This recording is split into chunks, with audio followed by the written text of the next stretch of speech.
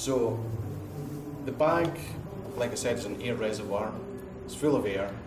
From the bag, it moves through the reeds. In the blowpipe, there's a valve so that when I blow in, the air can't come back out here because there would be no resistance there and it would just never get full. So I've got one valve there. I fill the bag up, get the pressure where I need it to be, and then the sound is going to continue. So, Chelsea, where are you? You're going to come in, I'll tune your drones.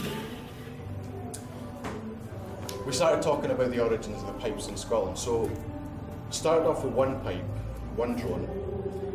Later, a second drone was added, and by the 15th century, that's when these things were fully developed. So this design is essentially about 500 years old. And it hasn't been developed since, because, well, where can you go with that? You could add another drone, but that just makes it even more difficult to play. You know, as if it wasn't loud enough already.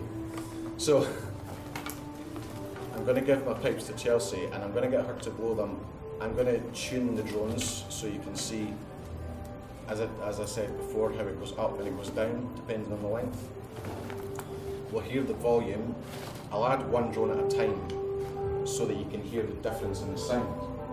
So one drone adds a certain amount of harmony, two really doubles it, and then adding the bass it makes the sound so much bigger. You know, if we play the pipe on its own, I'll stop them. And if Can we hear with no drones first? Yeah.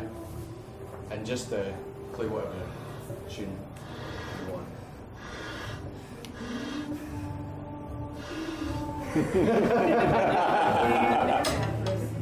Yeah, it takes a lot of air. So without any drones, it's going to sound fairly nasal, and it's not. You don't want to stand the sound for too long, to be honest. Use that turn.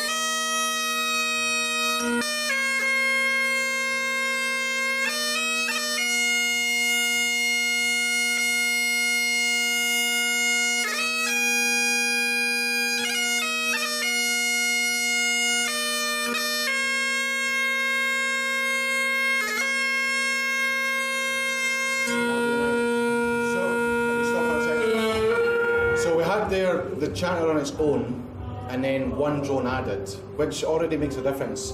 I'm going to add in the other ones now, and the sound's just going to get bigger and more full. If you want to play something that's not minor key, because it's easier to hear the tuning. Okay. Sorry. Green Hills or something, perfect.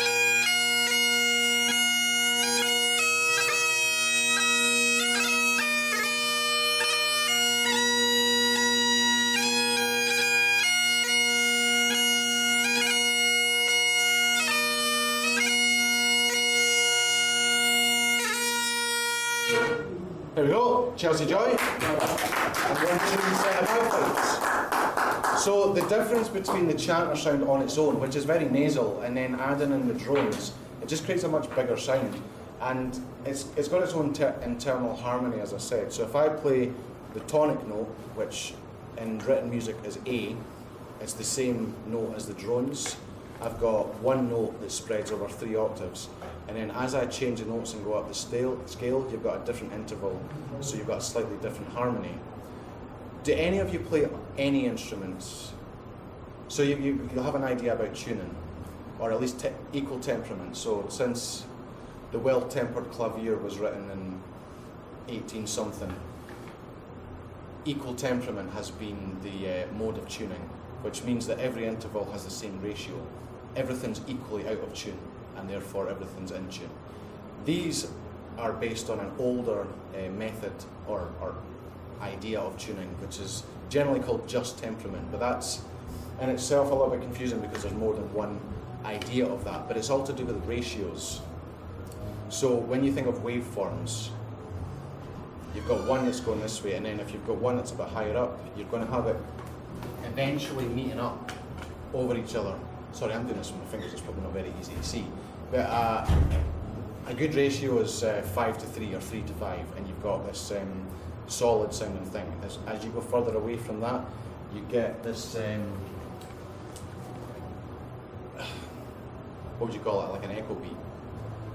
I'll waves if it's slightly out of tune. So I'll try and demonstrate that beats. Just with the drones.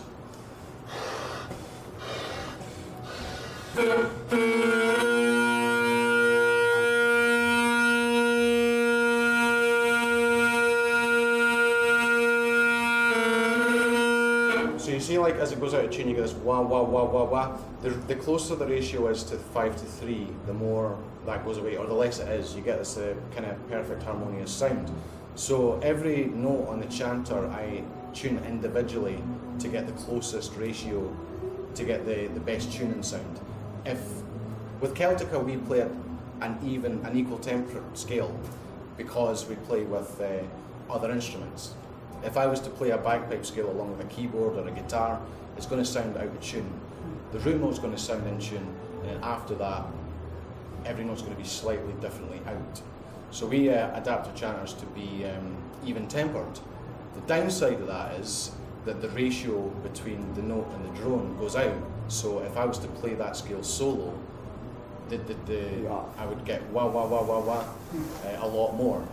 Not so much between the drones, but you can kind of hear it. I'll try and demonstrate.